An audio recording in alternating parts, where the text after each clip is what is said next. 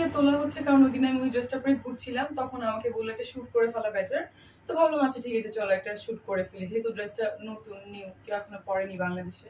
আর দুবাইতে যেহেতু আমি থাকি, আমার রেসিডেন্স, তো ওখানে আমি কালচারটা খুব বেশি মানে থাকতে থাকতে কি হয়, আমি তো ওখানে লাইক যেমন ইউকেতে 1 বছর ছিলাম ফেলোশিপের জন্য, দুবাইতেও টানা আমার 1-2 বছর থাকা হয়েছে করোনার পর পর।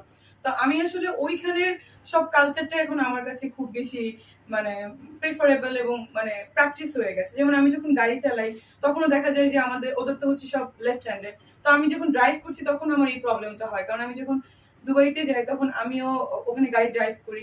তো এটাই হচ্ছে ব্যাপার। যেমন আরেকটা জিনিস বলি যে আমি যখন বাংলাদেশে আসি প্রতিবারই কিন্তু উটের মাংস আমাকে গিফট করা হয়, আমি নিয়ে আসি, এবারও এনেছি।